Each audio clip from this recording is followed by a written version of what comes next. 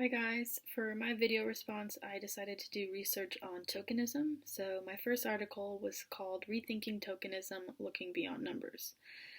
This article examined how the police force is often organized vertically and it makes it difficult for upward mobility, especially for police officers who are female. And so most of the members of the police force are often in the same rank for most of their careers. So in 1983, they did a survey for both male and female officers from the San Francisco Police Department, and they asked them how they were. They asked them they were only offered the survey if they thought they were eligible for promotion. So right there, it already identified a confounding variable, as if a person were to believe they were truly ready or capable to have that promotion. So they asked men and women, what training do you think you need to become a sergeant?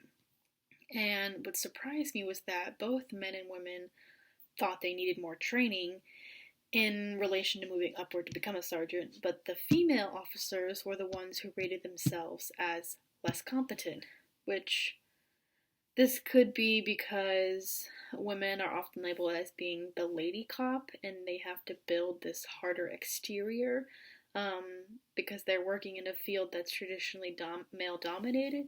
So you sort of have to upkeep with not being this stereotypical of being kind and soft spoken. Like you need to act a certain way to almost be taken seriously in this style of work. So because the opportunity was based on experience, it can often be difficult for women to feel like they're qualified for these styles of jobs when they're constantly being compared to their male coworkers. Tokenism research has noted that the gender of the token often affects the status of the token. So this could suggest that men don't share the same experiences as women, and that is especially important in cases like this where women are often working in male-dominated careers. Laws 1975 define token academic women, as double deviants because women who deviate from gender norms by their commitment to a career and who they deviate a second time by aspiring to succeed in a domain defined as appropriate for men, and in this example that would be a woman being a cop in a traditionally male-dominated field. So this article went on to talk about how overall the rate of women police officers across the US is somewhere between 11%, and this was done in 2002, so I don't know how that compares to now, but it often comprises of less than 15%. Women also reported feeling incompetent and having less opportunity for advancement in their career, and their male counterparts who assume she's not deserving of this position. Therefore, there's just more of this pressure for women to feel like they deserve work advancements, and two, feeling like they're qualified enough. So that was kind of difficult to read. I know that this article is a bit older, so it's likely some things have changed, but I did a police ride-along for another class, and I actually had a female officer, and it was pretty rare, and I talked to her about her experience, but she made it seem like it wasn't as bad as most research indicates. She did describe how it was heavily male-dominated, and how she sort of got like some of the grunt work when she first started. So my second article in relation to tokenism is called Cultural Foundations of Tokenism, Evidence from the Leveraged Buyout Industry. So the author of this one is Catherine Turco, and she defined tokenism as numeric minorities in segregated occupations often experience isolation and obstacles to advancement in the workplace. And researchers have better tried to understand the difficulties that tokens often face in the workplace. So this study sort of aimed to see how a cultural context is really important in identifying the types of tokens that can be found in a workplace. So what's not accounted for is the variations in the experience of the lower status minority groups. So within this research, they identified two key minority groups or tokens. And this consisted of women and African American men. So they conducted 117 interviews in the leveraged buyout industry, and they wanted to compare the experiences of minority tokens who acquired a lower status. And to give you some context, the LBO, the leveraged buyout industry, they raise money from outside investors, such as like corporate and state pension plans, and they use this money to buy companies in hopes of turning it one day to make a profit. So this is traditionally seen as being male and heavily white dominated. And so in this industry, the experience of a token is often different based on the group that you identify with. So women who enter this industry often lacked cultural resources that are heavily valued in this industry. For example, your knowledge of sports is often used and translated to build rapport with your coworkers, with your superiors. And so when women lack that skill, it's almost an opportunity and a reason for them not to fit in, for them not to feel like they're supposed to be there. So they sampled from 76 LBO investors, both black men and women, and then they interviewed 34 individuals who were just affiliated with the industry.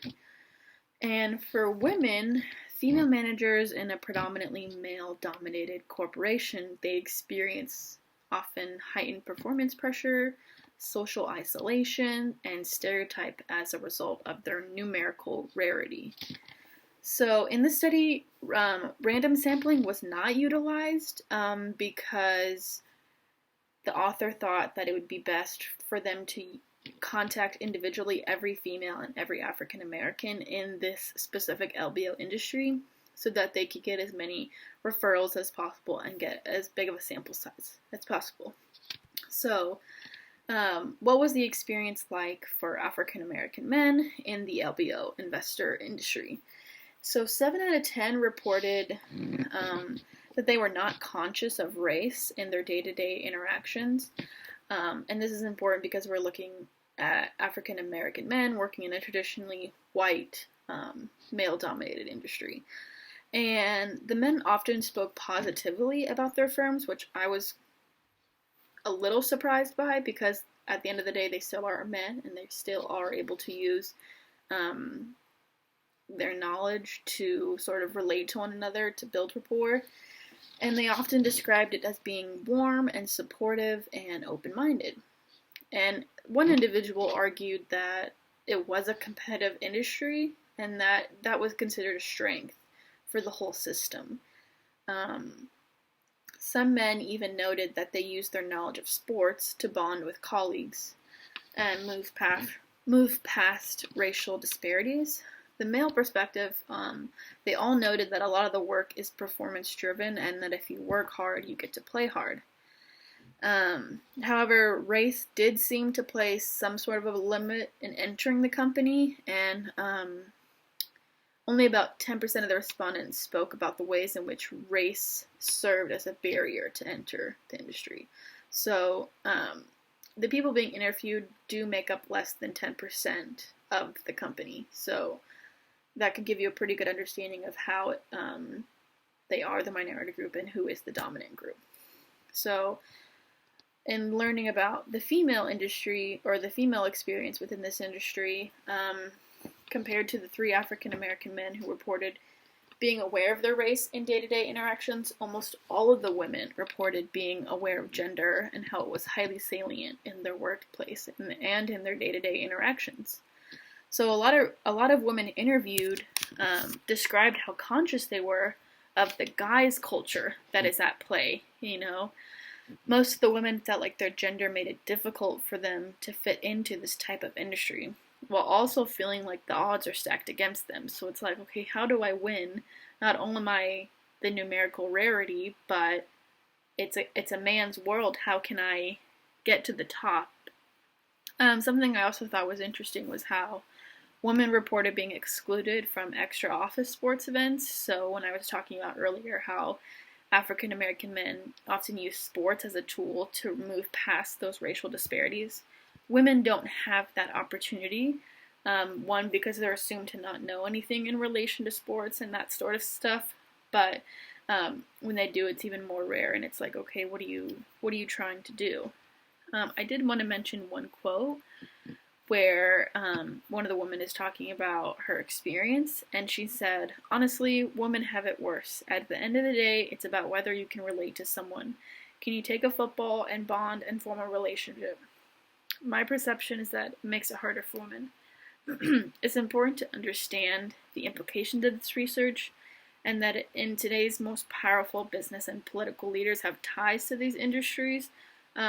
We can't be naive as to how a cultural context forces us to create and sustain inequality within the workplace.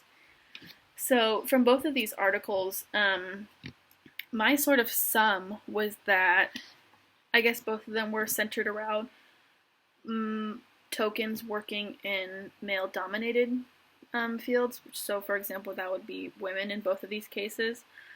It seems like women do have it a lot harder, and it's frustrating because it's rare for us to see upward mobility in these sorts of companies and forces. So it's challenging to imagine what it's like entering the workforce and understanding how I can defeat these barriers. But it was really eye-opening to read both of these articles, and I hope you guys check them out.